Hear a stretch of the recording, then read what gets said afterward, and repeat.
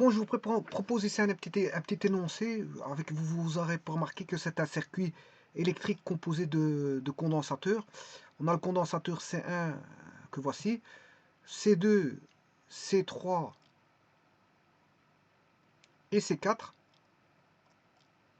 ainsi qu'une différence de potence, enfin une force électromotrice, un générateur avec une force électromotrice E qui va alimenter les différents condensateurs C1, C2, C3, C4 dont les valeurs sont C1 6 microfarads, C2 6 microfarads, C3 4 microfarads, C4 1,6 microfarads, et on donne la force électromotrice E égale 120 volts. Alors, la première des choses à voir, c'est qu'on a bon, un circuit composé uniquement de condensateurs en continu, puisque la tension est ici de 120 volts, on a une tension continue. C'est une tension continue de 120 volts et qu'on a différents types de couplage pour les condensateurs. On peut avoir un circuit série, voilà, de condensateurs. On peut avoir un circuit parallèle de condensateurs.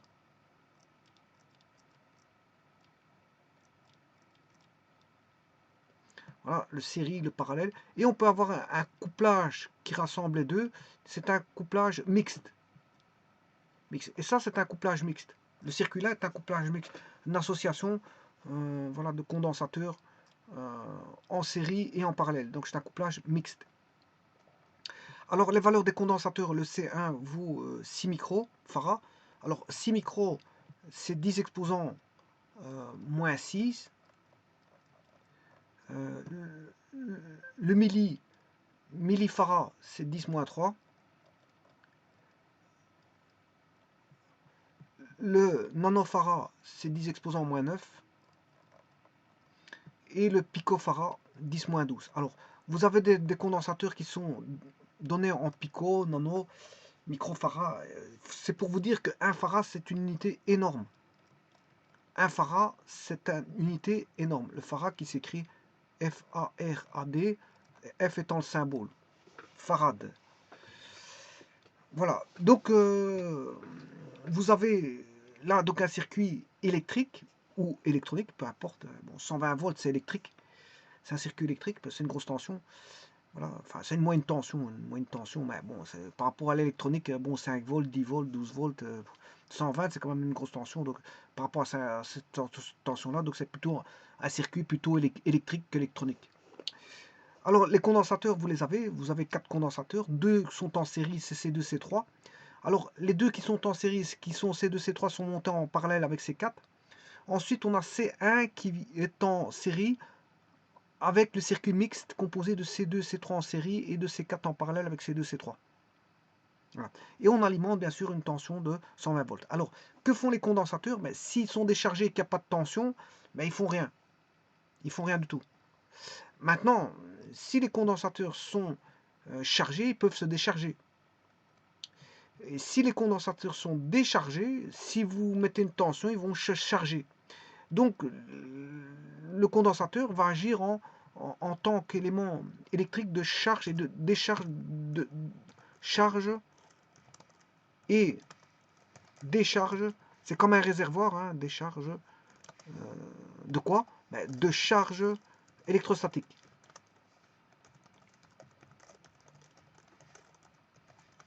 Donc le condensateur n'est tout bonnement qu'un réservoir de charge qui peuvent être accumulés,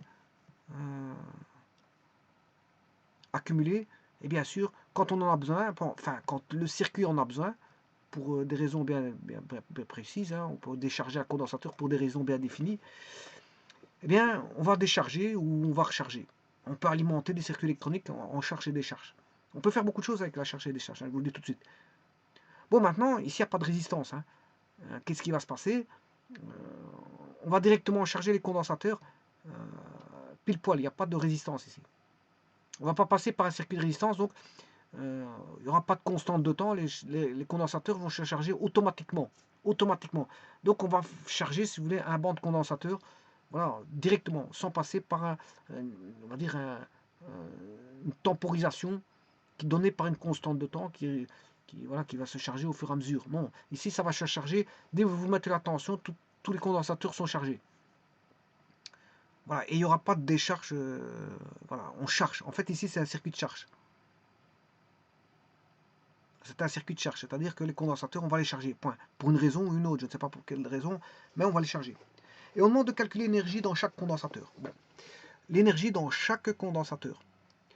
Alors, la première des choses à savoir, que l'énergie, tout d'abord, on parle de travail, une force mécanique travaille quand bon, elle déplace son point d'application suivant un axe donné. Donc c'est F fois L.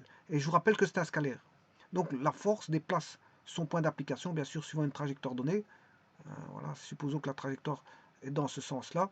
Je mets un vecteur de base qui est U. Voilà. Donc la longueur que va se déplacer la force, c'est L fois le vecteur U. Et donc, L fois le vecteur U, ça donne un vecteur qui est L. Et la force va déplacer son point d'application, donc d'un point A, voilà, d'un point A à un point B. Et de A à B, il y a une distance qui est la distance AB. Et la distance AB, ça fait L.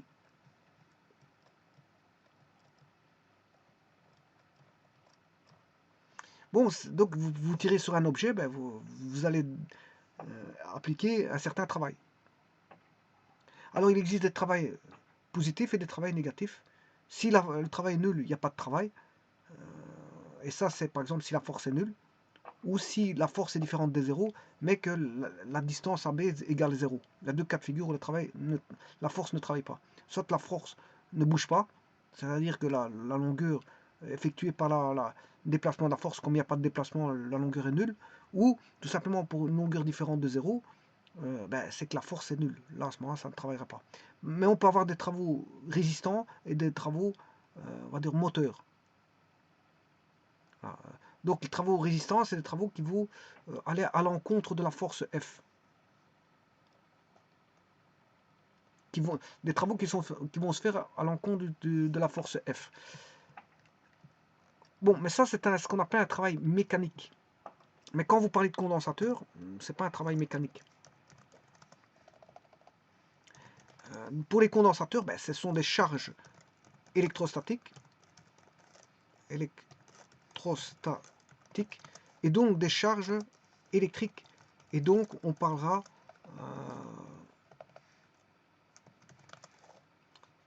bien sûr de travail électrique.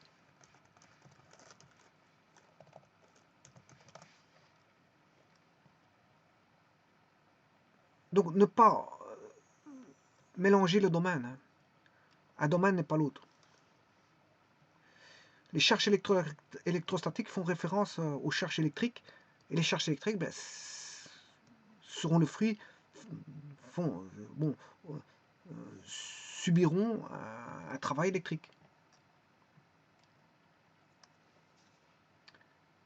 Voilà. Alors, je vous rappelle que en électrostatique, qu'est-ce qu'on raconte?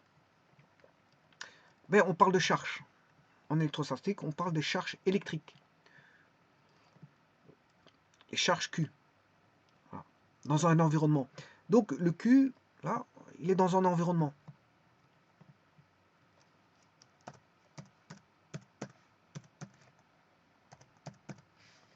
Voilà. Et alors, je vous rappelle que les charges de signe contraire se repoussent. Hein. Les charges de signe de même signe s'attirent. Ce qui veut dire qu'il y a des interactions de force entre les charges. Deux charges peuvent interagir entre elles par soit attraction, répulsion. Donc ça, vous le savez très bien. Bon, c'est comme deux aimants, mais là, on n'est pas au niveau électrostatique, mais au niveau magnétique. Au niveau magnétique, bon, deux pôles nord sont deux pôles de même nom et ils se répulsent, et deux pôles de noms différents, nord-sud ou sud-nord, s'attirent. Et bien ici, c'est la même chose, mais on ne parlera pas de nord-sud, mais plutôt de plus-moins. De charges. On distingue deux types de charges dans les charges positives et les charges négatives. Et quand on a deux charges positives ou deux charges négatives, elles vont se répulser. Et si on a une charge positive et une charge négative, ou inversement une charge négative et une charge positive, elles vont s'attirer. Alors, ce qui veut dire qu'on aura la présence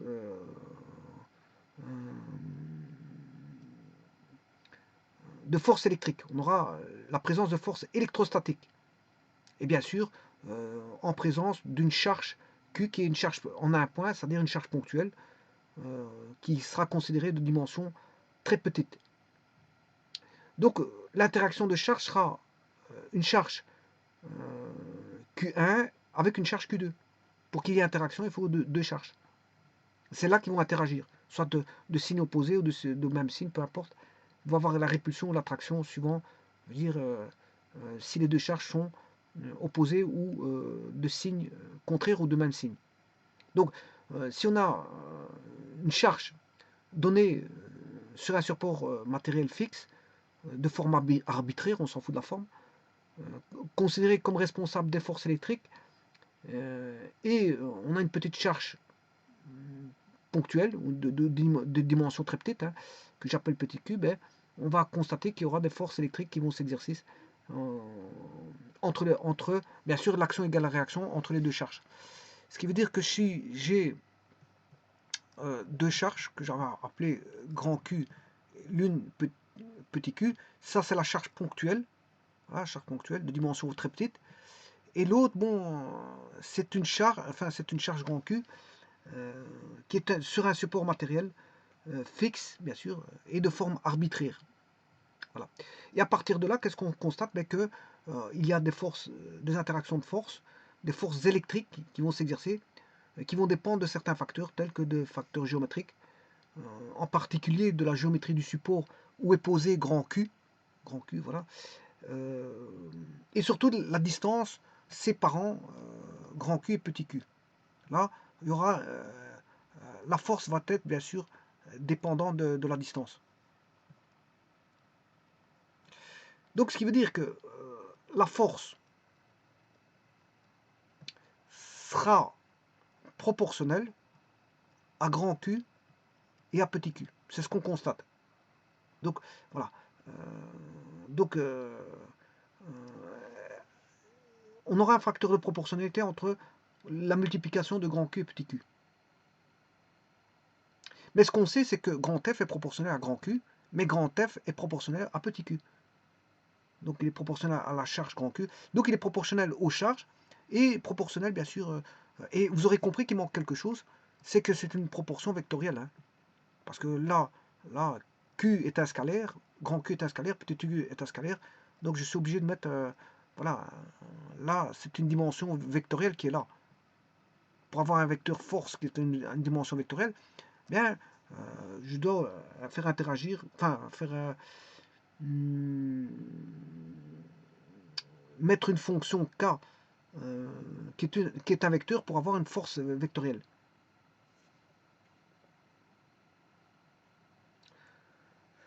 Donc, comme je vous ai dit, ça dépend de grand Q, de la charge grand Q, de la charge ponctuelle, petit q, mais ça dépend aussi de facteurs géométriques, comme je vous ai dit, tels que là où est posé le support, la distance que l'on a entre grand Q et petit q.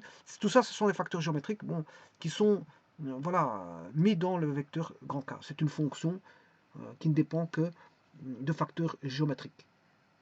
Disons de certains facteurs géométriques. Bon. Alors, justement, à propos de ça,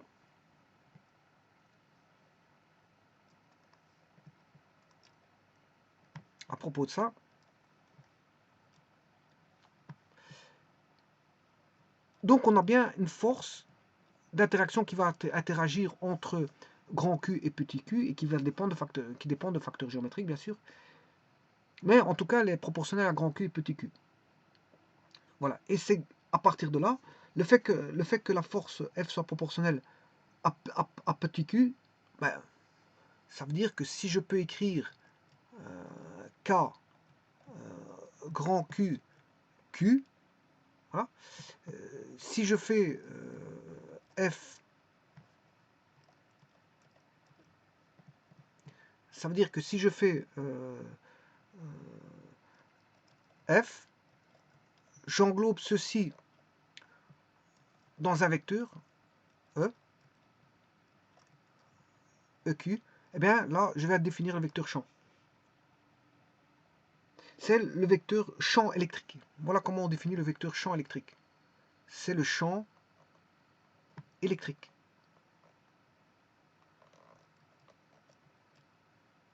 Bon, je ne sais pas écrire ici. Donc, le vecteur champ électrique, c'est le vecteur E. Donc, la force électrique ou électrostatique, bon, c'est le champ électrique fois la charge ponctuelle.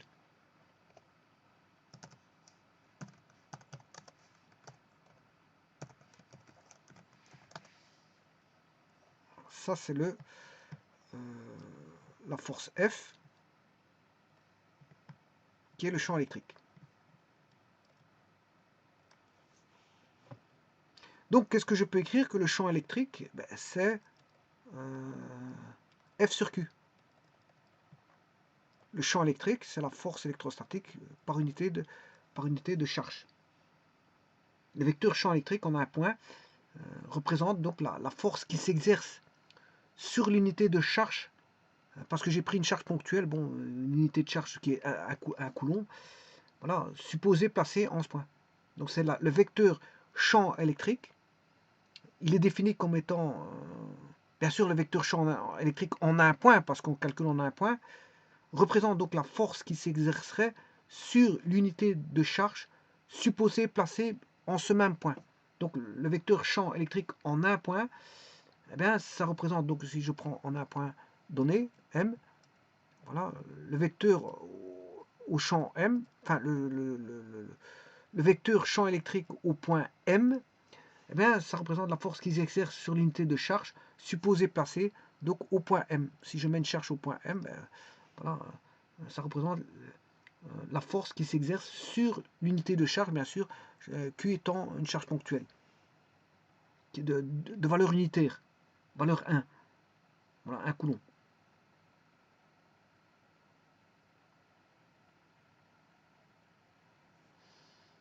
Et alors, à partir de là,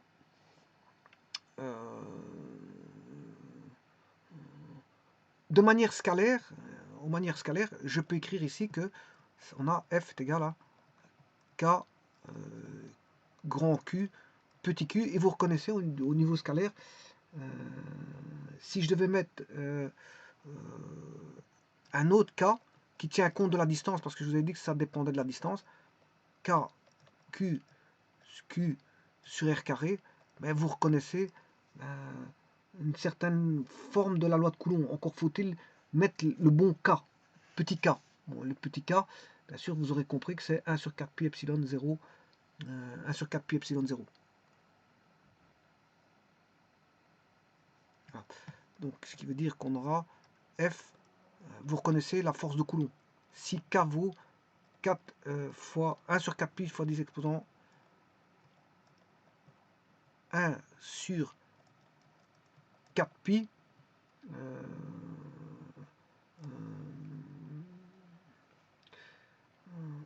1 sur 4 pi epsilon 0. 1 sur 4 pi epsilon 0. Voilà, bien sûr, ça c'est le petit k. Alors je vais mettre grand Q, petit q sur R carré. Donc elle dépend du carré de la distance, et ça c'est une constante. Alors là, cette constante, elle est là. Hein. Et ça c'est la force de Coulomb. C'est une force coulombienne. Donc ce qui veut dire que, connaissant la force coulombienne, je peux trouver le champ coulombien. Puisque je connais la force c'est F sur Q. Donc c'est 1 sur 4 pi epsilon 0. 1 sur 4 pi epsilon 0. Voilà. Q sur R carré. Bien sûr, il faut diviser par Q. Donc les deux Q s'enlèvent, on aura grand Q sur R carré. Voilà. Et ça, bien sûr, c'est en intensité. Hein. C'est en intensité ou en module. Hein. J'ai mis les intensités, j'ai pas mis les vecteurs, là, j'ai mis les intensités.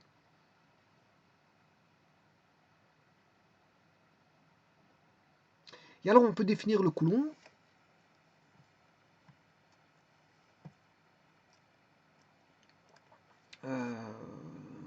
Le Coulomb, c'est l'unité de charge électrique. C'est l'unité de charge électrique, le Coulomb. L'unité de charge électrique et le Coulomb. Justement, on parle de charge dans justement les batteries, quelles qu'elles soient, les piles, Et bien sûr, vous aurez compris, les condensateurs. Là, il y a des charges électrostatiques qui vont se décharger. Les condensateurs.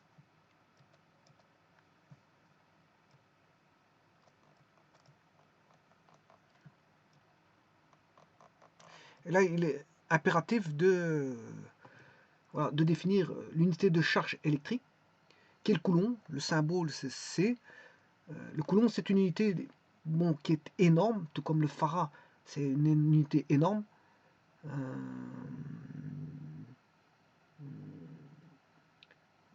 Et le coulomb, c'est quoi un coulomb? Ben, c'est 1 ampère fois 1 seconde. 1 ampère seconde. Et voilà. Par exemple, 1 ampère seconde. Voilà. Si vous voulez l'ampère-heure comme dans les batteries, vous faites fois 3600. Hein. Si vous voulez l'unité l'ampère-heure, c'est 1 ampère fois 3600 secondes. Voilà. Alors ça veut dire que si vous avez une batterie de 55 ampères-heure, ben, si vous utilisez un courant de 1 ampère, si vous utilisez un courant de 1 ampère, ben, il faudra 55 heures pour la décharger. Elle se déchargera après 55 heures. Alors 24 heures, c'est un jour. 55 divisé par 24. 24 heures, ça fait 2,9, 2 jours et demi, hein, environ 2,29 jours. Voilà. Maintenant, si vous utilisez un courant de 2 ampères, ben pour la décharger complètement à plein temps, en plein régime, hein, voilà, en utilisation dire, pure et dure, 55 sans arrêt, bien sûr, 55 divisé par 2, il faudra 27,5 heures divisé par 24. Là, il faut plus qu'un jour 14. 1 jour 14 pour qu'elle se décharge, si vous avez une batterie de 55 ampères. Maintenant, si vous faites utiliser 3 ampères, ou 5 ampères, s'il y a 5 ampères qui sont utilisés, divisé par 5, là, ça fera 11 heures. En 11 heures, en 11 heures la batterie sera complètement déchargée. Alors, d'où vient cette formule-là? Vous aurez remarqué que c'est la formule Q est égale à I fois T. Le courant fois le temps, ben, ça donne voilà, la charge électrique. Le courant fois le temps, ça donne la charge électrique. Donc, mais à partir de là, ce qui veut dire que je peux définir, si on a Q, 1 coulomb, si un coulomb est égal à 1 ampère fois 1 seconde, eh ben, je peux définir l'ampère. Qu'est-ce que c'est que l'ampère? Ben, c'est 1 coulomb par seconde. C'est 1 ampère, c'est 1 coulomb par seconde. Et l'unité de champ électrique, le E, son unité de champ électrique, ben, c'est F sur Q. Donc ce sont des newtons par coulomb. Des newtons par coulomb. Ben, il y a une autre unité qui est le volt par mètre aussi. Hein. Ça marche aussi. Il y a le volt par mètre et le newton par coulomb. Bon, c'est 2 unités. Ça marche aussi. Volt par mètre.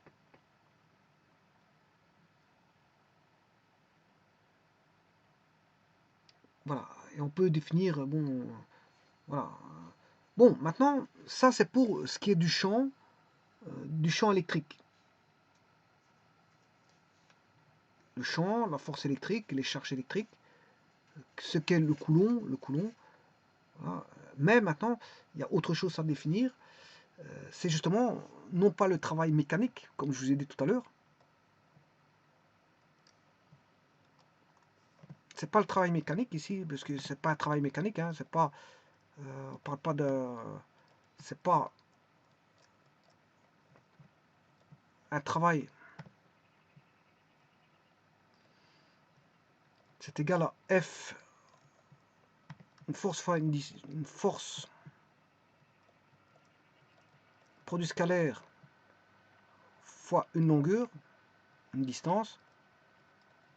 Là, c'est un scalaire.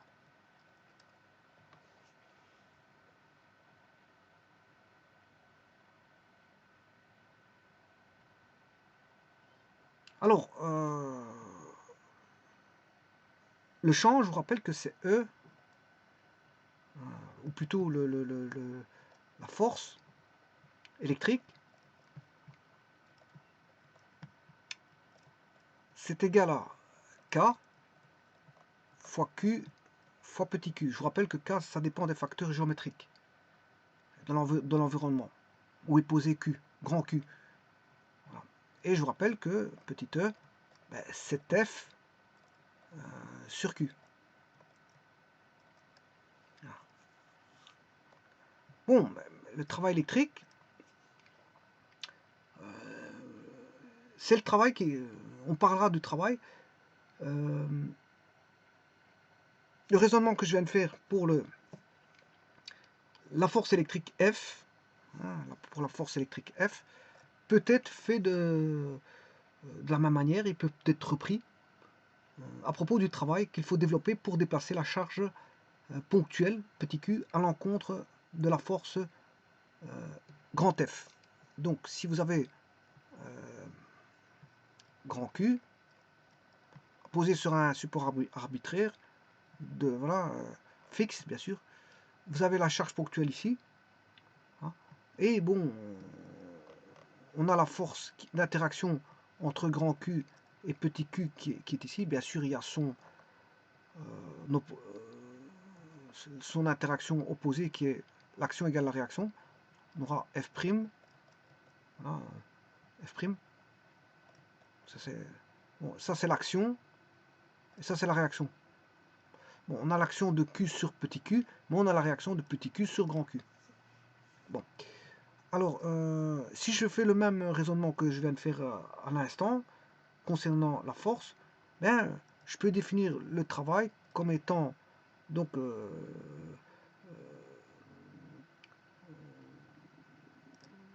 le travail qu'il faut développer pour déplacer, si vous voulez, la charge Q à l'encontre de la force F.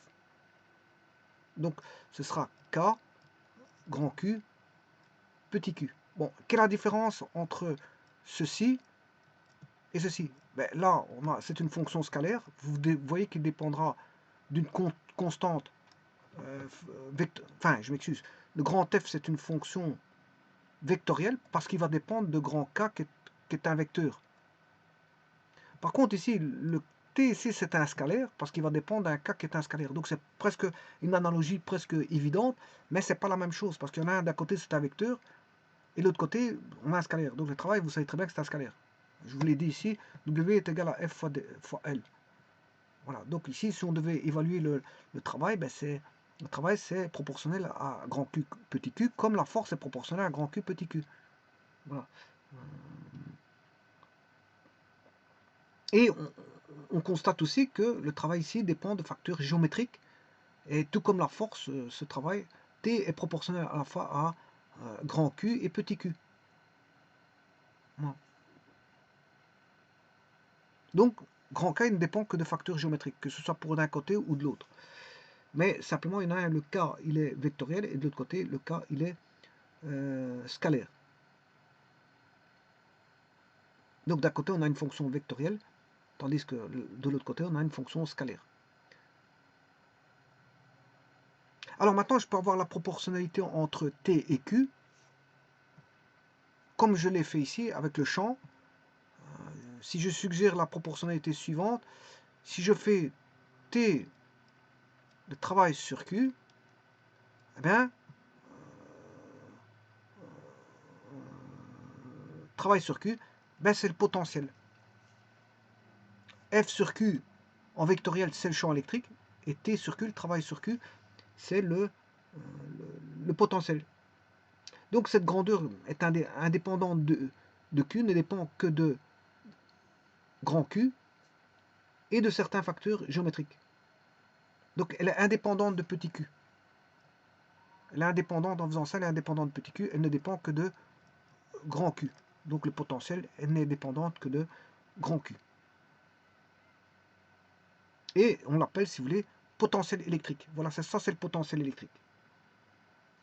Alors, maintenant que le potentiel électrique a été défini, on peut, si vous voulez, calculer le travail qu'il faut développer pour amener une charge arbitraire Q en un point. En un point. Voilà.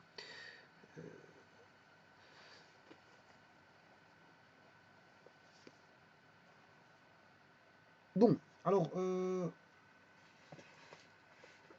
je vais revenir un petit peu à ce travail qu'il faut fournir. Alors, je vais le faire pour un condensateur.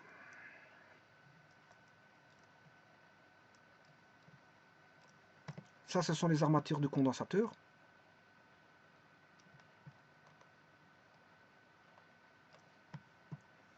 J'ai du moins, par exemple, en bas, des charges négatives en bas et des charges positives au-dessus. Alors, le plus est attiré par le moins. Le plus est attiré par le moins. Donc, on aura un déplacement de charge, si vous voulez. Donc, fatalement, on aura un travail, parce qu'on a un déplacement de charge. Alors, je vais mettre le...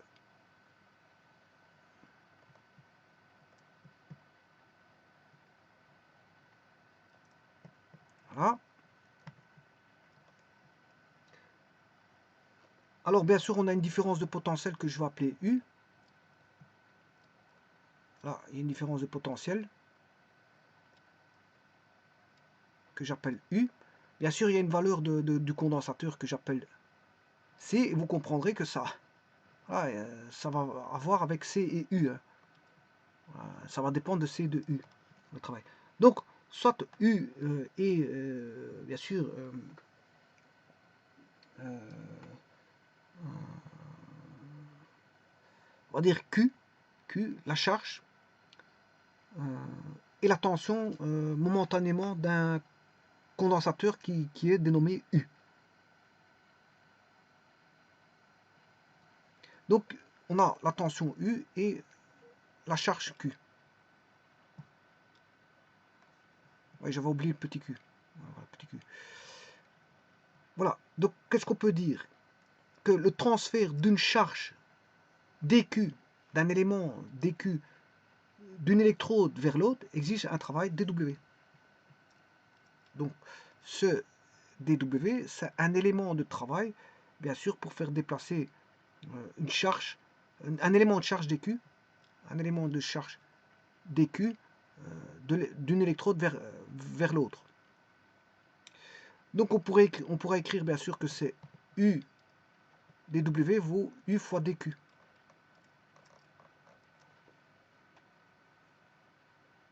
Voilà. Alors le U, c'est justement, on sait bien que Q est égal à CU. Q est égal à CU. Donc U vaut Q sur C. Donc j'aurai Q sur C dQ. Et maintenant je vais intégrer, vous aurez compris que je vais intégrer. C, ça désigne bien sûr la capacité du condensateur. C, c'est la capacité. Capacité, c'est qu'est-ce qu'elle est capable d'emmagasiner comme charge. Il y a des gros condensateurs qui emmagasinent plus que d'autres de charge électrique. Il y a des gros condensateurs, des petits condensateurs. Bon, c'est la capacité électrique. Donc je disais que je dois intégrer, pour avoir, ça c'est, j'ai mon dQ, je vais intégrer, voilà, dW pour avoir le travail. Voilà. Donc, je vais faire une limite, si vous voulez, de somme pour avoir l'intégration. Hein. Pour avoir l'intégration, c'est une limite de somme. Hein. Voilà. dQ devenant de plus en plus petit, voilà, je vais faire une limite de somme. Voilà, on va écrire ça comme ça. La limite quand, bien sûr, D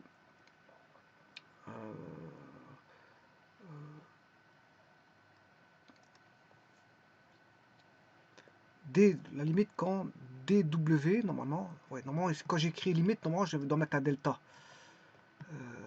La limite quand delta W tendant vers 0 de delta W, voilà, je vais écrire ça comme ça. Ça, c'est l'intégrale de dw. Et l'intégrale de dw, ben, c'est l'intégrale, bien sûr, de u, u dq, de 0 jusqu'à une valeur grand Q donnée. C'est égal à l'intégrale de, je viens de vous le dire, Q sur C. C'est la page précédente, hein, ça j'avais déjà écrit ceci, u dq, Q sur C dq, Q sur C dq entre les bornes 0 grand Q. Et là, j'aurai donc, c'est Q carré sur 2 l'intégrale. Voilà, bien sûr, ne pas oublier le 1 sur C. Donc, de 0 à Q, bien sûr, fois 1 sur C. Donc, j'aurai 1 sur C, Q carré sur 2, moins 0 sur 2, ce qui fait Q carré sur C. Voilà, ce qui fait, voilà. Le travail, c'est Q carré sur C. Bon, c'est très intéressant, ça.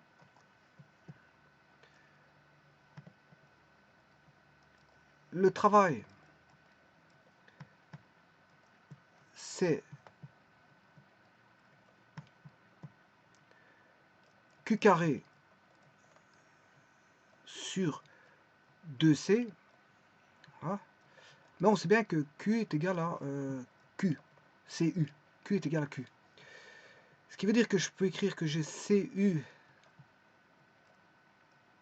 carré sur 2C, c'est-à-dire que j'aurai C carré U carré sur 2C, ça veut dire que j'aurai, je simplifie par C, CU carré sur 2. Voilà. CU carré sur 2. Et c'est ce que je voulais en arriver, c'est que le travail dépensé pour charger un condensateur, pour le charger, c'est un demi... ici, je m'excuse. Le travail, c'est égal à 1 demi CU carré. Voilà. Et c'est grâce à ça que je vais faire mon calcul. Grâce à ça que je vais pouvoir faire mon calcul. Le travail, c'est 1 demi CU carré. Bon, le travail pour charger, bien sûr, les condensateurs. Mais ici, il s'avère que vous aurez compris qu'on n'a pas qu'un seul condensateur. Hein. Il faut charger C1, C2, C3, C4. Donc, il s'avère qu'il faut charger tous les condensateurs. Donc, chacun... Bon, et ici, vous avez compris, C1, bon, tout dépendra du potentiel électrique. Là, il est de 120 volts pour tout le monde, mais ils ne recevront pas tous la même tension, vous aurez compris ça. Bon, alors, on peut déjà se dire qui va avoir le plus grand, la plus grande, comment on appelle ça, dépense, la plus grande dépense pour charger lequel condensateur, ben, plus le condensateur sera grand et plus sa tension à ces bornes sera grande, c'est Q est égal à CU carré. Il dépend du carré de la tension du condensateur et de la capacité du condensateur. Donc plus le condensateur il est grand, ici je vois deux grands condensateurs, 6 micros et 6 micros, maintenant entre les deux, lequel qui recevra le plus de tension, voilà.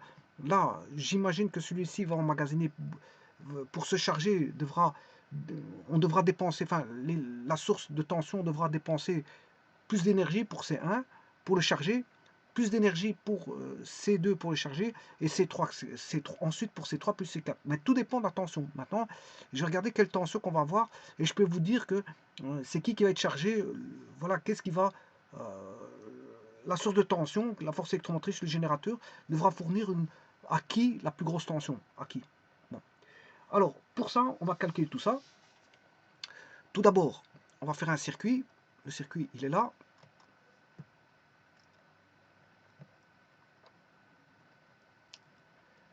Alors, je vais d'abord calculer les deux condensateurs en série, C2, C3. Voilà. Alors, les condensateurs en série, c'est simple. Hein. Vous avez 1 sur C2, 1 sur C équivalent est égal à 1 sur C2 plus 1 sur C3. Bon, 1 sur C2, c'est je ne sais pas combien.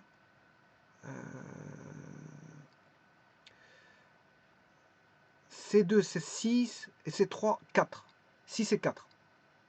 6 et 4. Je travaille en microfarad. Un sixième plus un quart. Un sixième plus un quart. Bon. Je vais mettre en 24e. Voilà. Ce qui fait 4 plus 6. 4 plus 6, ça fait 10. Voilà. Ça fait 10 24e. Voilà. Mais ça, c'est bien sûr l'inverse des microfarads. C'est des microfarads moins 1. Donc c'est équivalent. Pour remettre en microfarad, ben, j'inverse le tout. Voilà. Là, j'ai 24 sur 10. Ben, 24 sur 10, ça fait pile poil 2,4 microfarads. Bon. Ça, on a maintenant un circuit équivalent qui s'est modifié, voilà, qui ne vaut plus ceci. Hein. Voilà. On a un circuit qui est équivalent, qui n'est plus celui-là, mais qui a été modifié. Voilà, j'ai un C1 équivalent. Je vais l'appeler C1 équivalent. C'est-à-dire que j'ai un condensateur, c'est équivalent à un condensateur ici de 2,4 microfarads.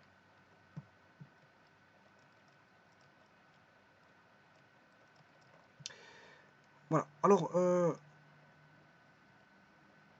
bien sûr, c'est C1, je vais l'appeler C1 équivalent. Bon, maintenant, je vais faire les deux condensateurs qui sont en parallèle. En parallèle, c'est très simple, il suffit de les additionner. Qu'est-ce qui est en parallèle? Ben, c'est, d'après le schéma, c'est C1 équivalent, 2,4, et C4. Donc, j'aurai C1 équivalent, j'aurai C2 équivalent, qui est égal à C1 équivalent. C'est des condensateurs en parallèle, donc il suffit de les sommer, plus C4. Ça veut dire que j'ai C4, c'était 1,6, donc plus, pour ne pas l'oublier, je vais l'écrire directement, 1,6 et C1 équivalent, c'est 2,4. Donc pile poil, ça va me donner C2 équivalent, c'est égal à 2 plus 1, 3, ça fait 4 microfarads. 4 microfarads. Bon. Alors, ce qui veut dire que, je m'excuse, j'arrive tout de suite.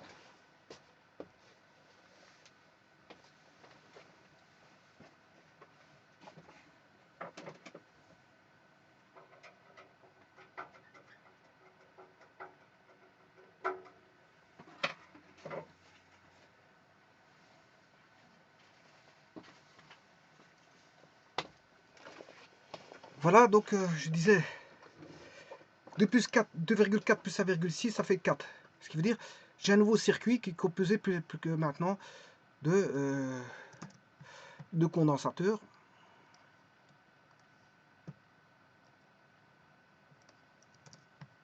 Voilà, le circuit équivalent maintenant. J'ai C1 et C2 équivalent. Voilà. C1, j'associe avec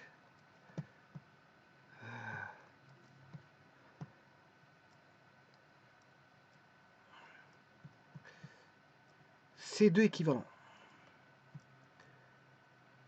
Voilà. Et là, on a dit que ça faisait 4 microfarads. Alors, si vous vous rappelez, C1 c'était 6 microfarads. Et maintenant, je vais traiter ceci. Bien sûr, ça n'a rien à voir. Et maintenant, je vais avoir un circuit qui va être équivalent à ceci. Voilà. Et ça va être bien sûr le C3 équivalent. Et j'aurai la source comme ceci. Et j'aurai réduit au maximum. Voilà. Ça, c'est ma source de tension. Voilà. Donc, on aura C3 équivalent est égal à 1 quart. Enfin, l'inverse de... Je m'excuse, je me suis trompé.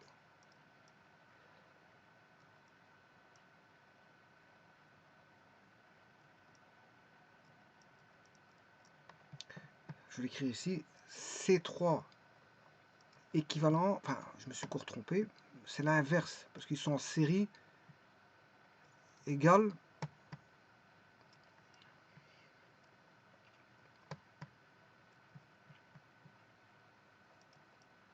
un sixième plus un quart, ce qui fait 4 plus 6, ça fait 10. Et de nouveau, je retrouve 2,4.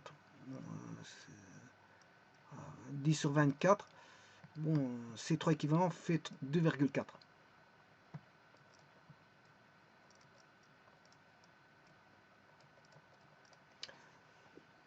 Voilà. J'ai déterminé toutes les capacités équivalentes. Donc à partir de là, je peux trouver, si vous voulez, le Q3 équivalent.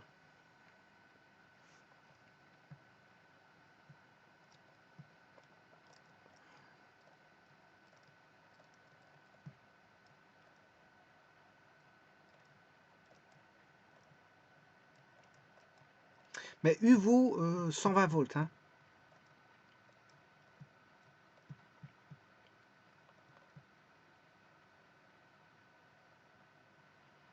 Donc c'est 2,4 fois 120. Bon, donc,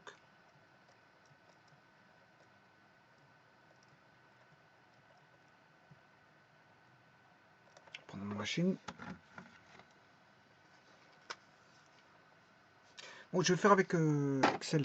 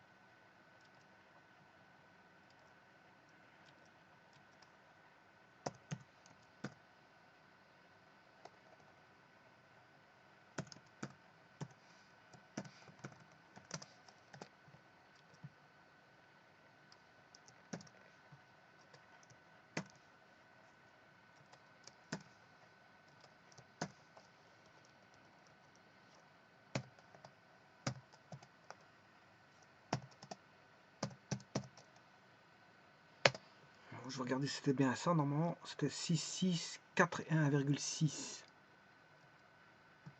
1,6.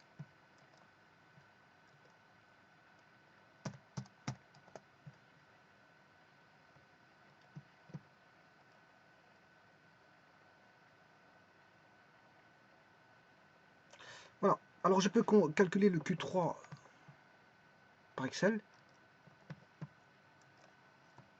Q3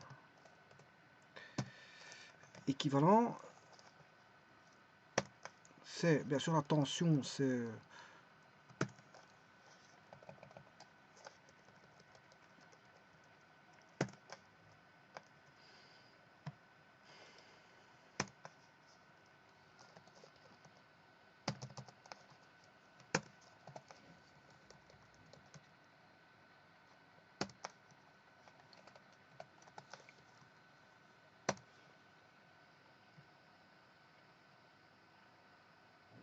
Ouais. Ici, je vais quand même faire tous les calculs. On avait...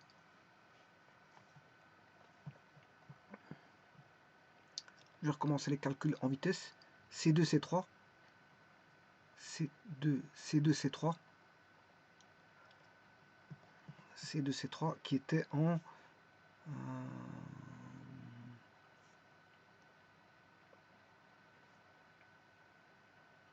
donc je vais faire 1 sur C1 équivalent.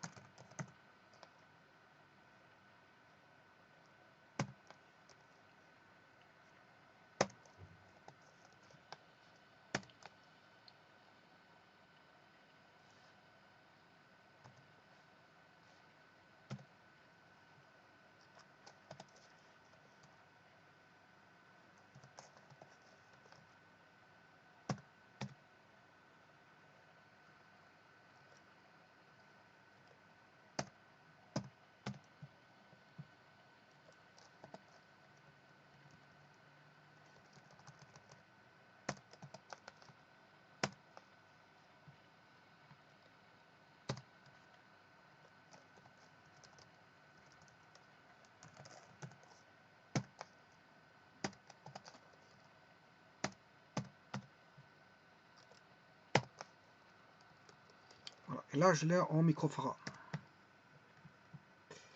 Ensuite, on a fait la somme de C2, C3, je vais le calculer. Je vais faire la somme avec C4 qui est en parallèle.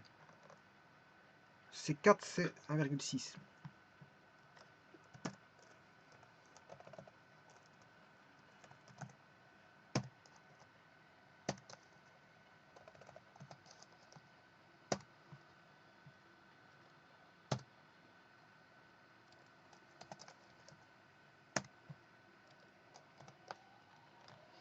Voilà.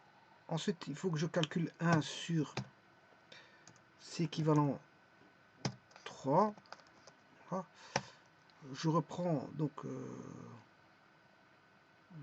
cette fois-ci c'est C1 et C équivalent 2. Donc, C1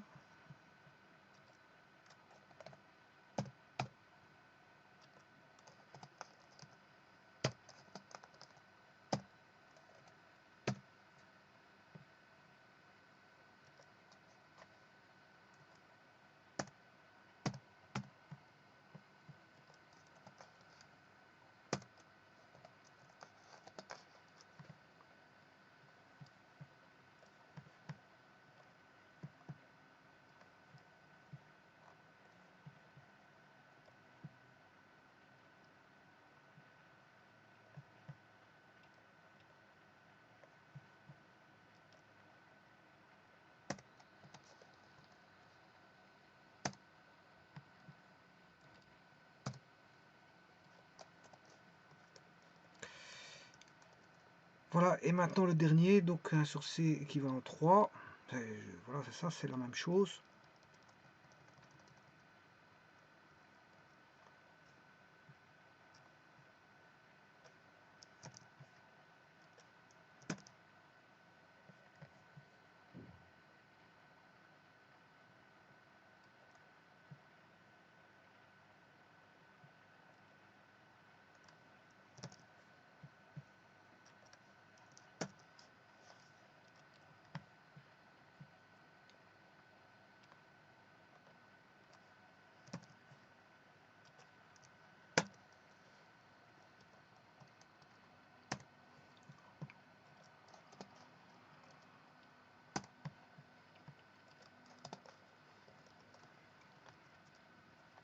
Voilà. Maintenant, il me reste à calculer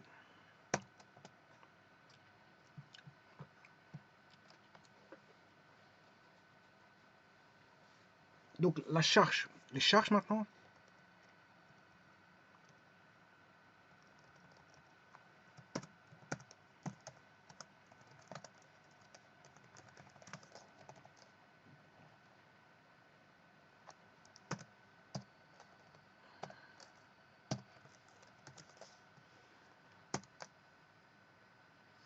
Donc c'est C équivalent 3 fois U. C équivalent 3.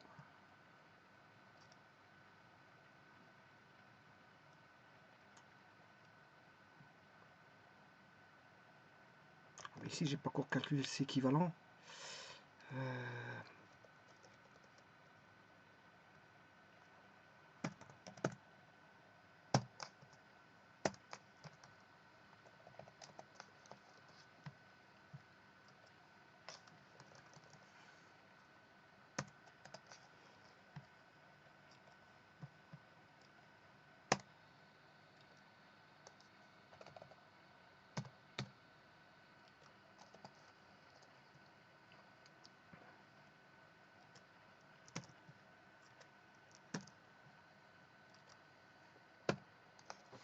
Voilà.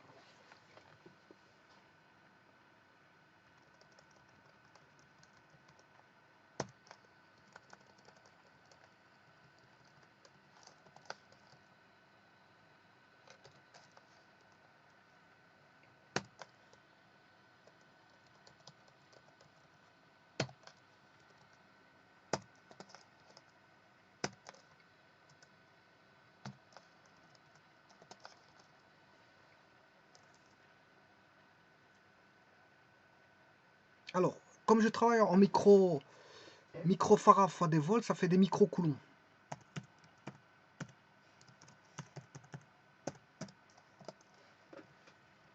Alors maintenant, ça c'est fait. Maintenant, je vais chercher le...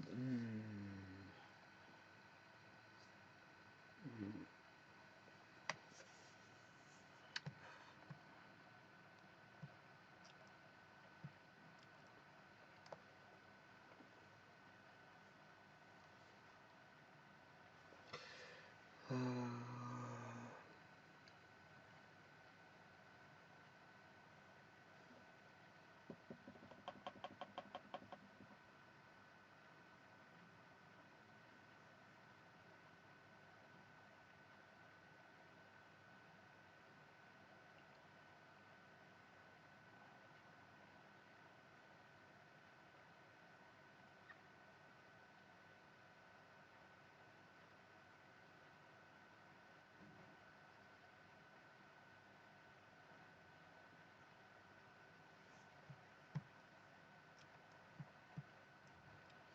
donc C1 va recevoir une tension U1.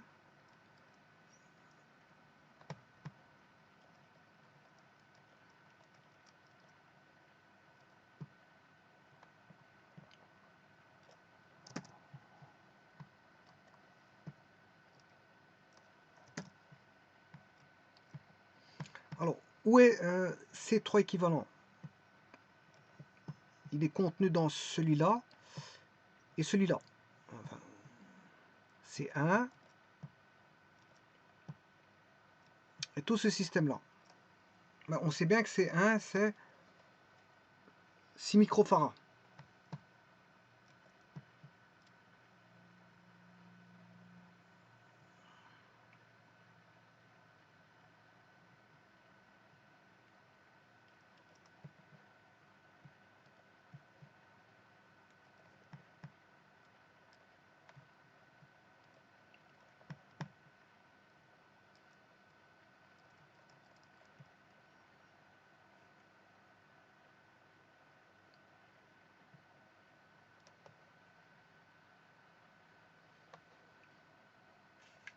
Voilà, donc C1, 6 microfarads.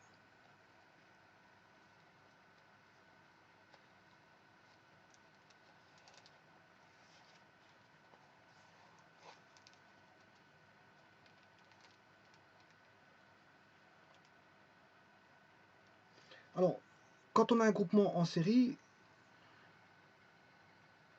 ben, les Q sont identiques. Hein. Voilà, en série, on a le même courant de charge, donc on a les QI qui sont identiques.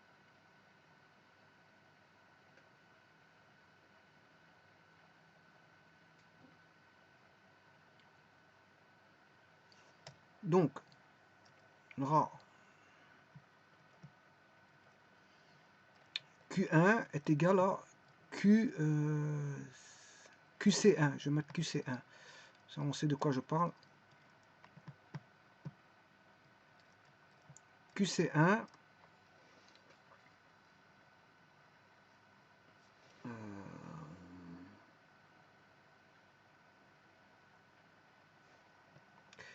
est égal à Q, et là c'était C équivalent 1, C équivalent, ça c'était le C équivalent 2.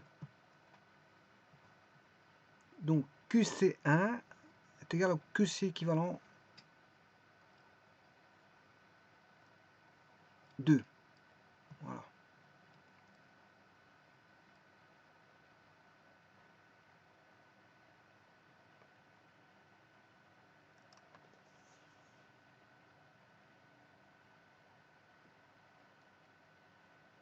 Voilà. Ça c'est pour le série. Donc on a Q sur C équivalent 3 est égal à Q sur C1 est égal à Q sur C2. Voilà.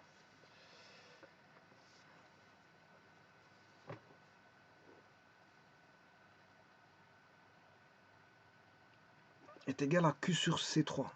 QC3. Oui. QC équivalent 3.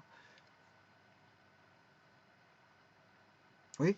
Et ça, pourquoi je mets ça? Parce que c'est U est égal à U1 plus U2. Et ça, c'est le U total. Hein.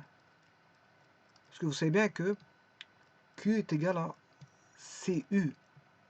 Ça entraîne que U est égal à Q sur C. Donc j'ai U1 plus U2, et là je peux trouver U1, U2. Mais le Q il est le même partout.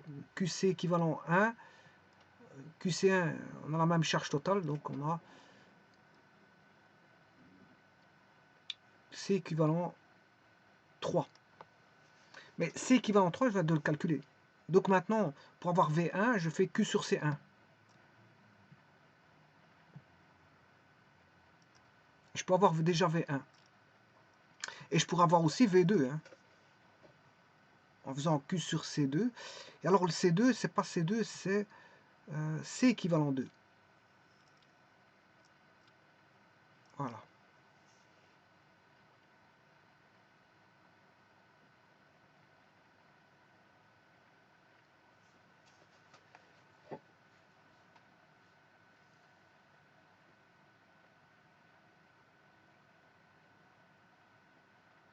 Voilà. Donc Q sur C équivalent, donc on sait bien que la tension fait total fait 120. 120. Je connais C équivalent 3, je peux trouver le Q.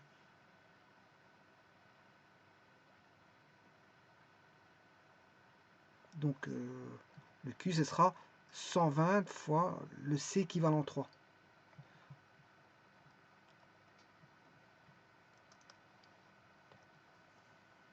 Et le C équivalent 3, il vaut 2,4. Et c'est ça que j'ai trouvé 288 microcoulombs. Voilà. Alors maintenant, on sait bien qu'on a Q3, Q1, QC1 sur le condensateur 1, QC1 égale QC équivalent 2 est égal à QC équivalent 3. Là, on a QC équivalent 3.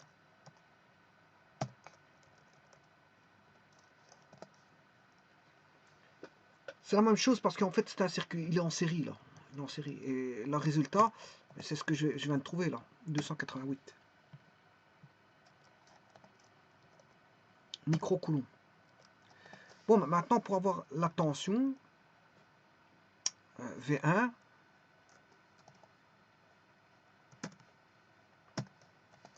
c'est QC1 divisé par C1, LC1 au 2,4. Ça, c'est pas possible. Égal 288 divisé par C1 équivalent.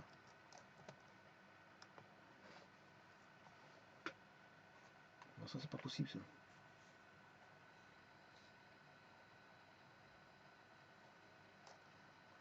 C1. Oui, C1 il fait 6 microfarads. 6 microfarads. C1 il fait 6 microfarads. Divisé par 6 microfarads. 48 volts. Voilà. Ce qui veut dire que la tension V, la tension qu'on a aux bornes de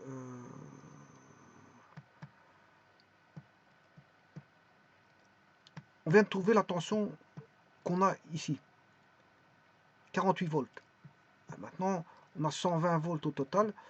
J'ai pas besoin de faire de calcul. Hein. Bon, je peux faire directement 120 moins 48 pour avoir la tension aux bornes ici A et B. Là, je fais 120 moins 48. De toute façon, je vais calculer de deux manières, c'est pas un problème. Donc, la tension, ça c'est aux bornes de C équivalent 2. J'aurai égal à la tension de 120 volts moins la tension de je sais pas où ce qu'il est, 48, et là 48 volts. Voilà, on a 72 volts. Voilà. 72 volts. Bon, j'aurais pu faire autrement. V, c'est équivalent 2, j'aurais pu faire, c'est toujours 288 divisé par C équivalent 3. Alors je vais chercher C équivalent 3, 2,4. Là, c'est pas possible. C équivalent, c'est pas C équivalent 3, c'est le C équivalent 2. C'est le C équivalent 2.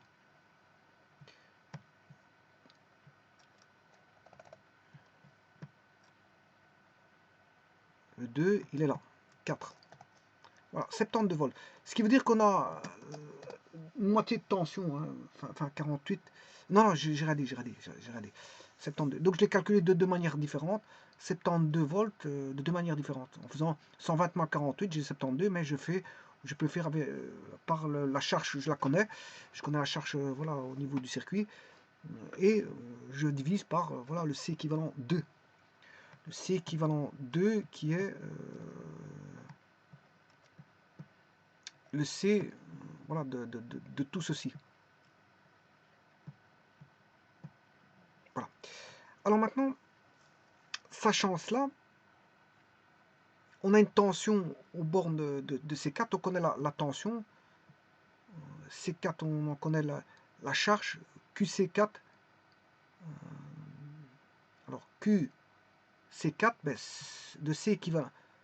QC4, c'est C équivalent 2, c'est la même chose. QC4, c'est QC équivalent 2. Alors, QC4, c'est égal à QC équivalent 2, c'est-à-dire que ça vaut 288 microcoulombs. Maintenant, il ne reste plus que les deux autres. Voilà, pour Q équivalent 1, il faut QC1, QC4, oui, QC4. Alors maintenant, il faut QC équivalent 1. Alors, QC équivalent 1, je vais regarder.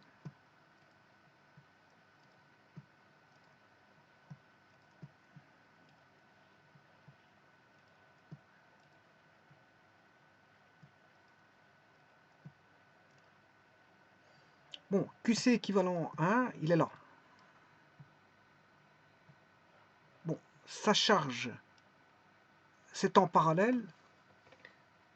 Donc là, la charge, si c'est en parallèle, la charge là, elle n'est plus égale. Hein. On dirait que elles s'additionnent. Elles vont s'additionner. Les charges vont s'additionner. Puisque je suis en parallèle.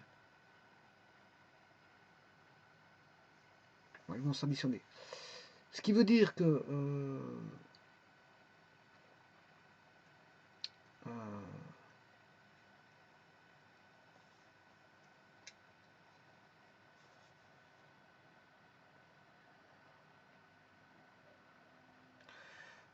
bon,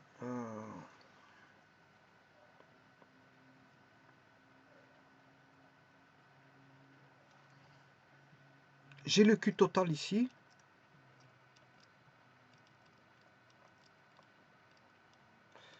Le Q total va être additionné avec le Q de C4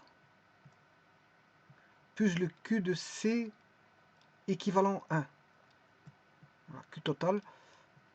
Q total, on le connaît. C'est Q de C équivalent de 2. QC équivalent 2 est égal à Q C4 plus Q C équivalent 1. Voilà. Bon, mais je connais la tension aux bornes de C4. Je connais la tension aux bornes de C4 et je connais bon, le C4. Donc si je connais la tension,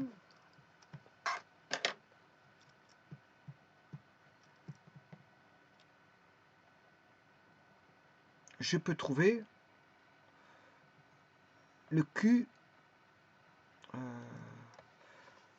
QC4, oui, QC4. Non, mais le QC4, je l'ai.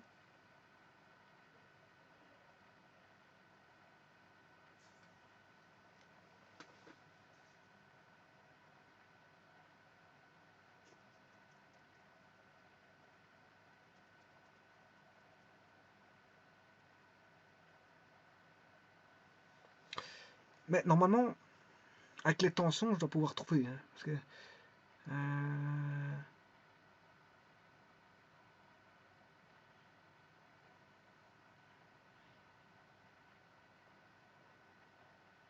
je connais QC4. Je raconte une petite bêtise. Parce que QC équivalent 2, c'est QC4. Oui. Non, c'est l'association. QC équivalent 2, c'est QC4. QC équivalent 1. Ils sont bien en série. En parallèle.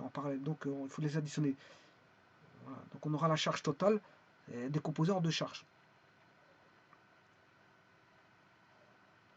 Mais je connais la tension aux bornes de C4, tension AB. Donc connaissant la tension et C4, je peux trouver QC4. Et connaissant QC2, je peux trouver QC équivalent 1.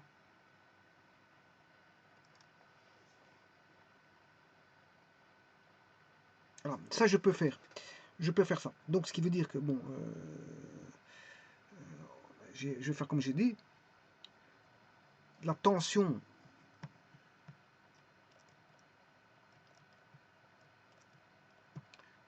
est connue, borne de C4. GC4, borne aux bornes de la C4. Je connais la tension, je connais le condenseur, le C. Voilà, et ça va me donner le QC4. Bon, ben on va calculer ça, le QC4. Ah, oui, donc ici, QC4. Ah non, ça c'est pas bon, ça. Ça c'est pas bon. Là, je raconte une bêtise.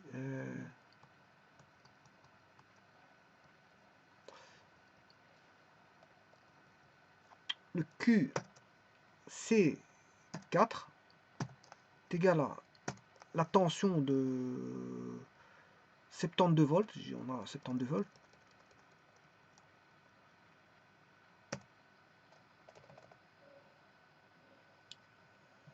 Volts fois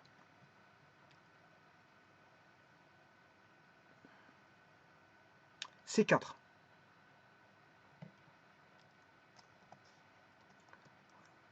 Là, QC4 fait 115,2.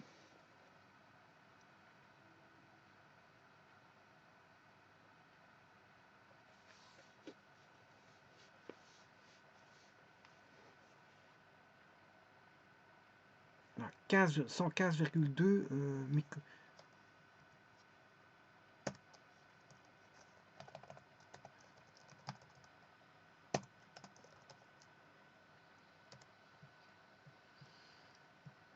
Donc 72 volts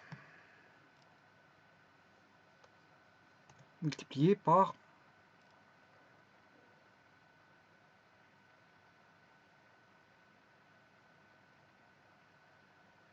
C4.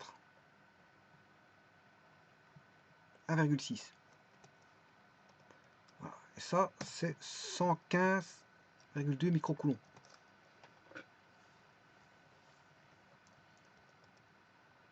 Donc maintenant, je peux trouver, connaissant QC4, je peux trouver QC dans le circuit.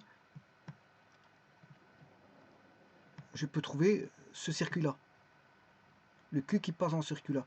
Connaissant le Q équivalent total du circuit, j'ai le Q équivalent, le Q total, qui est QC3, QC3, QC équivalent 3, QC équivalent 2, je m'excuse, c'est QC équivalent 2. Connaissant le QC4, je peux trouver le Q du circuit qui est de C équivalent 1. De C équivalent 1.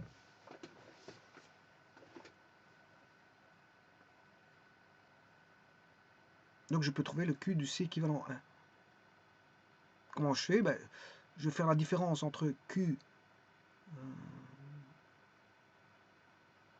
Les Q s'additionnent. Donc j'aurai le Q vont s'additionner en circuit parallèle. Donc en soustrayant, je peux retrouver le QC équivalent 1. Donc QC4 je le connais. QC équivalent 2 je connais.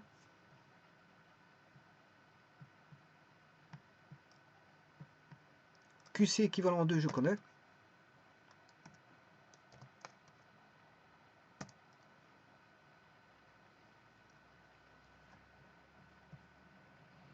Qui vaut 288.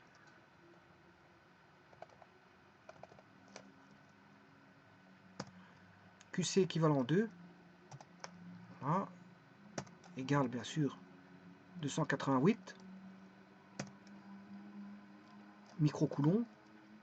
Et maintenant pour trouver QC équivalent 1, il suffit de faire la différence.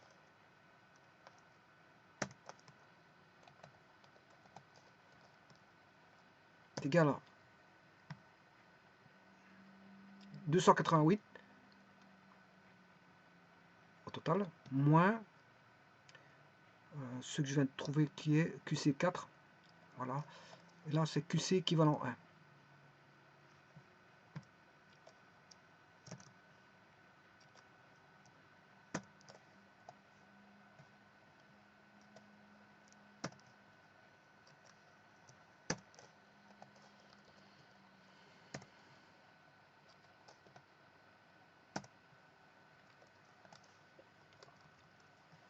Voilà. Alors maintenant, on a un circuit série. Alors, dans ce circuit série, ça veut dire que Q, C, je ne sais plus comment il s'appelle, QC2, QC3, c'est le même. QC2, QC3, c'est le même. QC2 est égal à QC3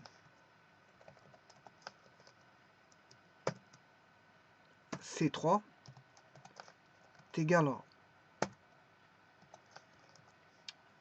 à QC équivalent 1. Parce qu'ils sont tous en série.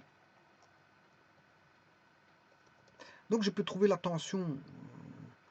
Tiens, c'est vrai qu'ici je n'ai que. Oui, la tension V. La tension V, bien sûr, VC4 est égal à, bien sûr, 72 volts.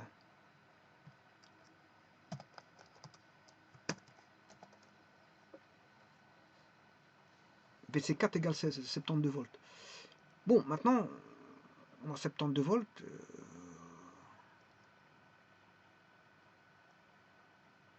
On connaît le Q et le C. Je peux trouver la tension.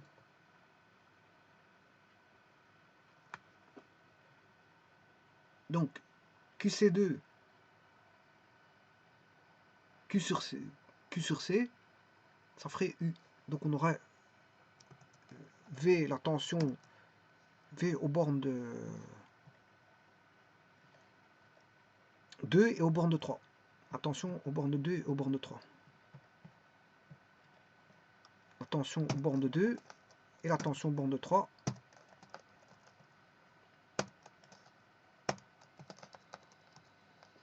Alors c'est Q sur C. Alors QC2.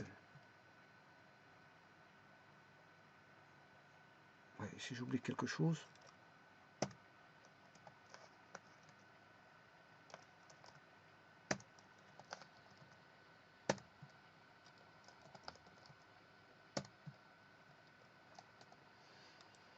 Voilà, et donc là je vais faire QC2 sur C, sur C2. QC2 sur C2.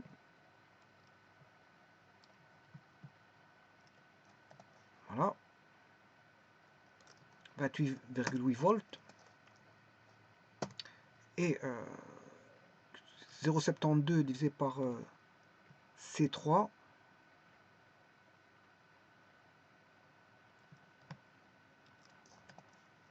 43.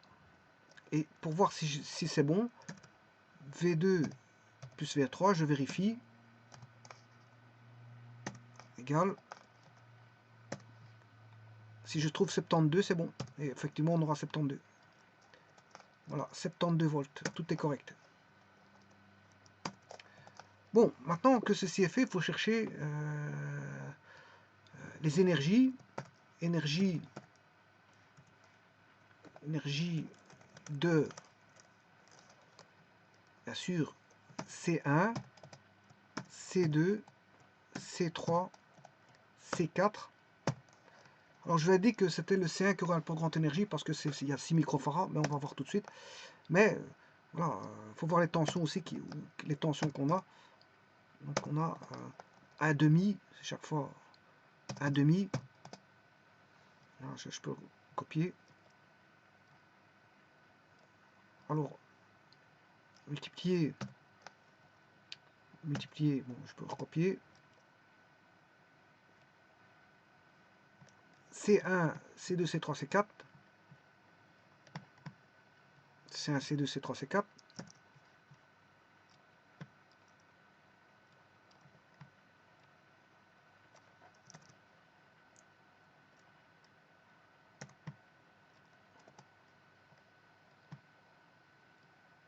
Et bien sûr, on va mettre le carré de la tension.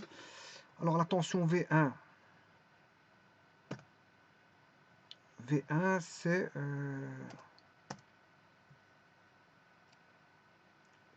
V1 48 volts, au carré bien sûr. Exposant 2 égale V1 exposant 2.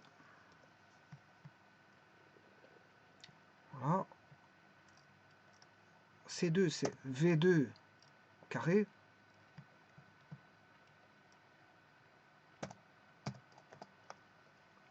V3, je ne sais pas quel fait V3. V3, je ne sais pas combien. Bien sûr, ce sera en joules. Hein.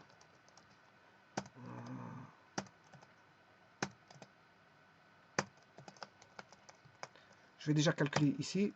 Combien ça va faire? 0,5 fois 6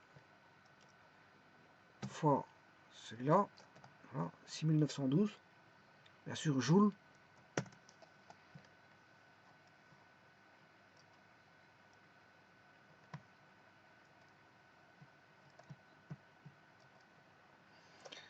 Voilà.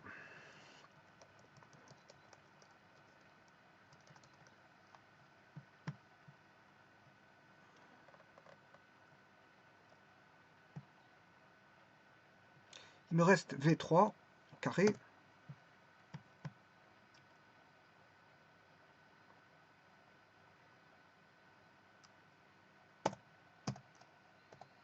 Et bien sûr, V3 égale, enfin V4,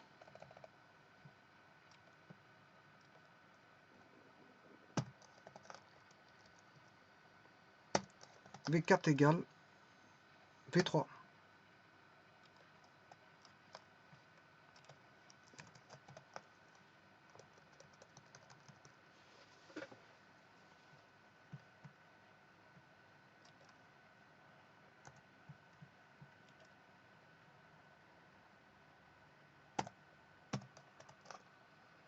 Voilà, et on voit bien que on a 6000. Vous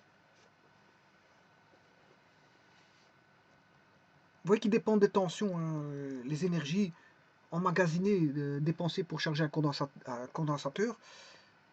Ben, c'est C1 qui va prendre le plus. Ensuite, ce sera C3. C1 et C3. C1 et C3. Donc c'est le 6 microfarads. C'est le 6 microfarads ici.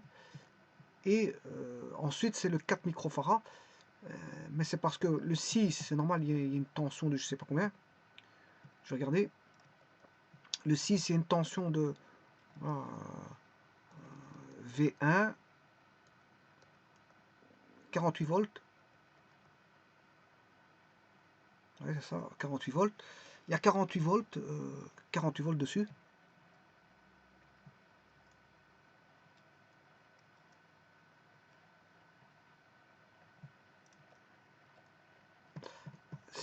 Microfarads, mais 48 volts.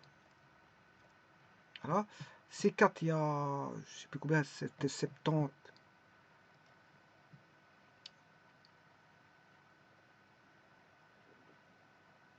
V4, 43. Non, ça, il y a quelque chose qui n'est pas bon. Parce que le V4,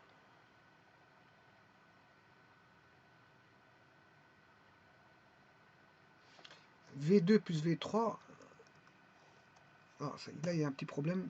V4 fait la même tension que V2 plus V3. V4, c'est VC4. Donc, c'est 72 volts. Voilà, il y a une petite erreur. Donc, C4, il y a 4147. C'est normal parce qu'il y a une tension de 4147. 4147. Donc, c'est le deuxième, c'est 4147.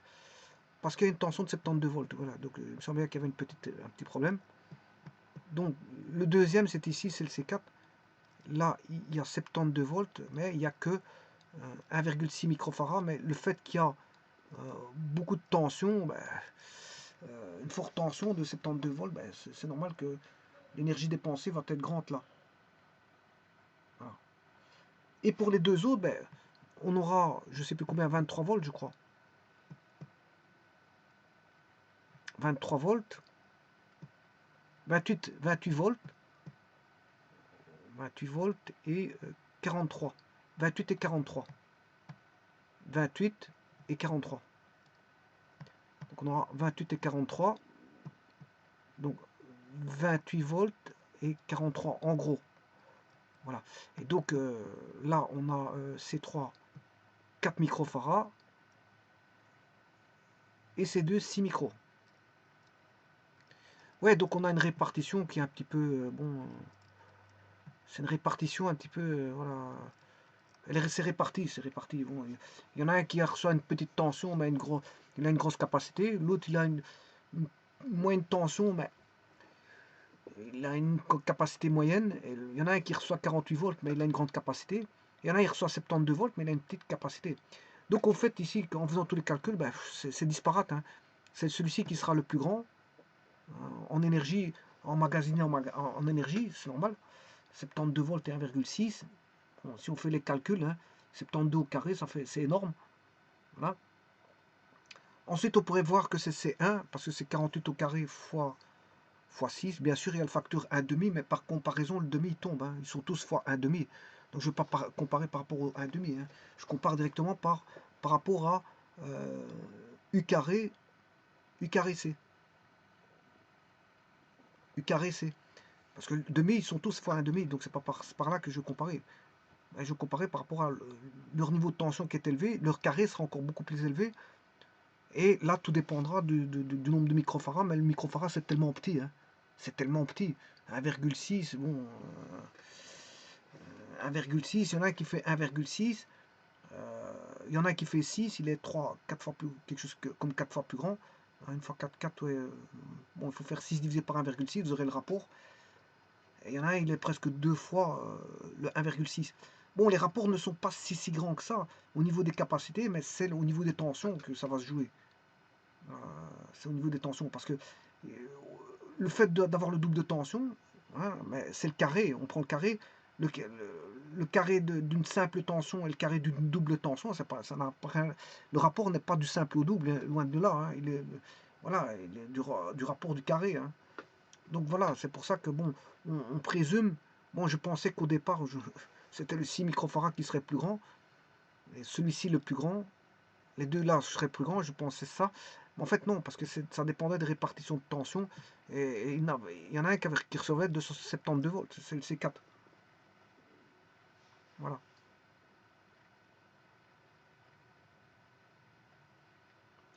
Et ben voilà, donc c'est un exercice complet qui vous montre comment calculer euh, l'énergie au travers de différents condensateurs. Donc on a bien 4147, 3732, 2488 et 6912. Et c'est des joules pour avoir l'énergie, bien sûr, c'est l'énergie. Ici, c'est énergie. Hein. Travail de C1, travail de C2, voilà, travail de C3 et travail de C4. Voilà, je vous remercie. Ouais, je peux remontrer tout si vous voulez.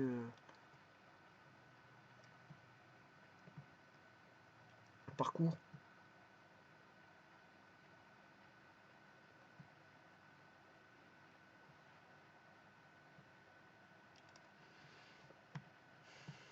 Je peux reparcourir ceci. Hein.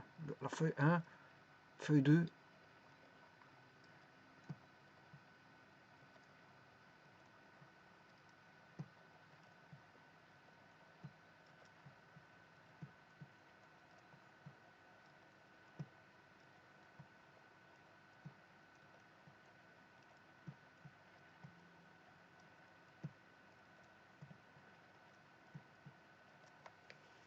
Je vous remercie.